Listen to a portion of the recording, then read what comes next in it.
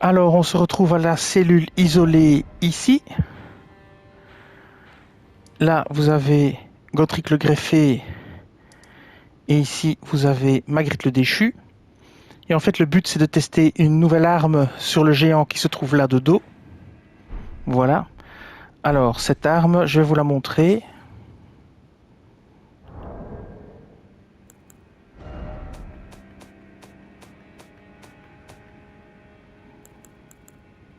C'est l'espadon de la lune obscure plus 7. Donc maintenant, il est force D, intelligence B, dextérité D. Il accumule de la congélation. Et donc, il a un pouvoir spécial qui coûte 32 en PC. Elle est assez lourde à équiper, hein, cette arme. Elle fait 10 de poids. C'est pas rien. Pour un mage, c'est quand même lourd. Et donc voilà, cette arme, elle a la compétence unique épée du clair de lune. Vous pouvez lever votre arme vers la lune pour la baigner de sa lumière morne, augmente temporairement la puissance d'attaque magique et imprègne la lame de congélation. Alors je vais vous montrer. Les attaques chargées créent des projections de lumière lunaire. Je vais vous montrer ça. Alors, pour la charger, comme ceci, là vous la chargez. Voilà. Alors après, vous avez l'attaque normale, la deuxième attaque. Et alors vous pouvez encore charger aussi plus fort encore. Voilà. Donc on va aller tester ça. Je vais me reposer simplement pour...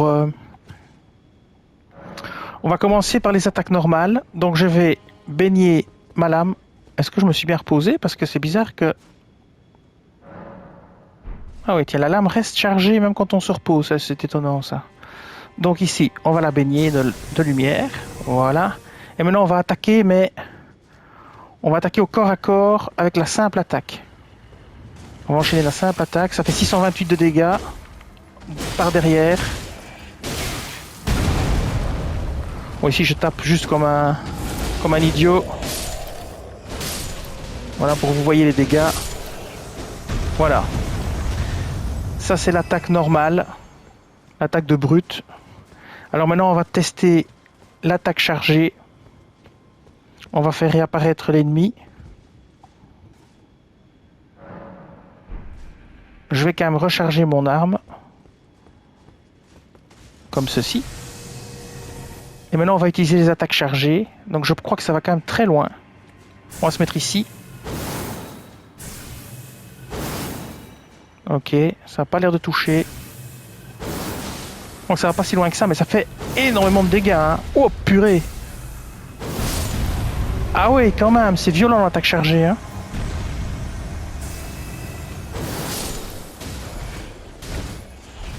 Ah oui, c'est quand même pas mal du tout. Hein. Bon, bah l'attaque chargée est quand même assez violente.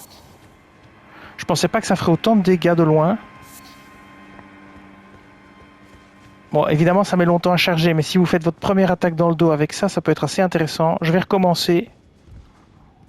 Juste par acquis de conscience. Je trouvais ça vraiment ultra violent. Bon, il faut quand même être plus près. Il faut pas être trop loin. Donc on va l'imprégner, comme ceci.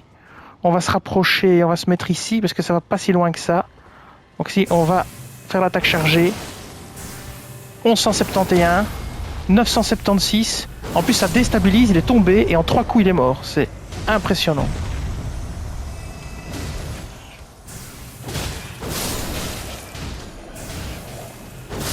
J'aime bien l'arme. Je trouve que ça peut être intéressant pour un build magie glace, peut-être.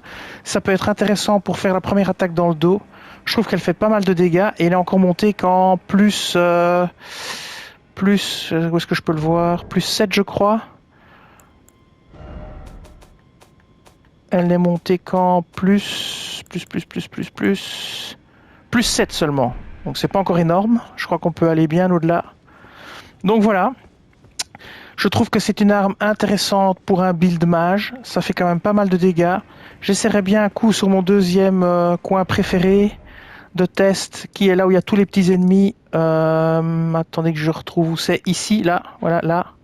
Je referai bien encore un petit test ici. Juste pour voir ce que ça fait. Et si ça a un cône assez large ou pas, et à quelle distance ça tape. Donc ce qu'on va faire, c'est... Le seul inconvénient de cette arme, c'est qu'elle est quand même très lourde. Ça, c'est un gros inconvénient. On va se mettre assez loin et on va voir ce que ça donne. On va l'imprégner d'abord. Donc là, on l'imprègne. Voilà, ça a l'air de rester assez longtemps. Bon, lui, il est assez loin. On va voir.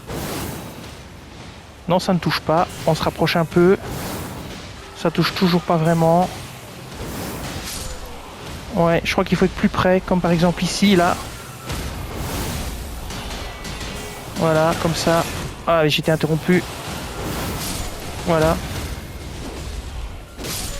Ok. Ici. Là, je la charge pas. Il y a moyen de la charger et de pas la charger.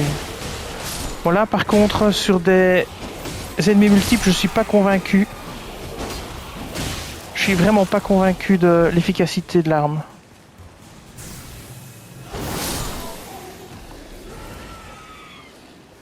Évidemment, on peut rester à distance et charger. Mais, quand même, pas convaincu contre les ennemis multiples. Par contre, contre le géant, je trouvais ça plutôt efficace. Ben voilà. Ça vous donnera l'idée. Si ça vous intéresse, ben, essayez l'arme. Je suis pas... Ouais, je sais pas, il faut voir. Sur un gros ennemi, un gros boss peut-être, en envoyant des attaques à distance avec la glace et le fait qu'on peut congeler l'ennemi et le ralentir. À essayer sur un boss ou sur un ennemi plus fort, mais peut-être pas sur des petits groupes. Sur les petits groupes, je trouve que la lame qu'on a trouvée sur le dragon, qui est un sort magique, est bien plus efficace. C'est-à-dire, je vais vous montrer, je trouve ce sort-ci. Ouais, j'ai plus mon bâton parce que j'ai dû l'enlever tellement c'était lourd. Donc c'est le sort, le sort avec l'épée. Je le cherche. La lame lunaire d'Adula, je trouvais quand même plus efficace sur les petits groupes que ça ici. Voilà. Eh bien, je vous dis merci et à bientôt.